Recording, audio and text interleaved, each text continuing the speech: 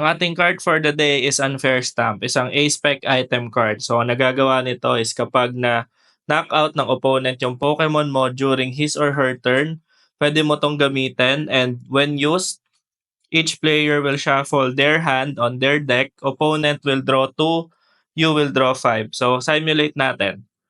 So, opponent attacking my Pokemon Frenzied gouging. using Frenzied Gouging. So, automatic knockout.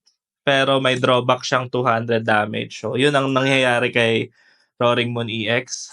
Then, kuha siyang dalawang prize. Tapos, ikaw, magpo-promote ka muna ng isa. Then, start of your turn, of course, lagi kang magdodraw ng isa. Draw 1.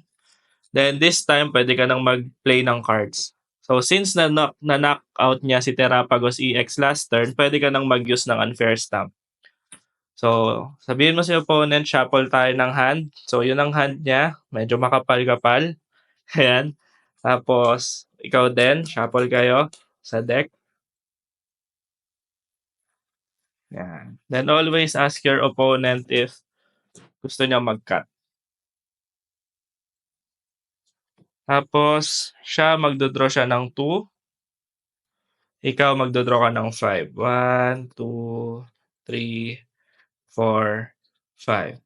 So, technically, ganun lang siya gamitin. And ano nga bang pros niya? So, first, pwede kang mag-refresh ng hand mo.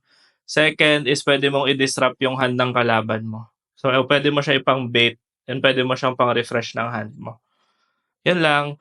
If you like this kind of video, guys, subscribe to our channel. Thank you. Bye-bye.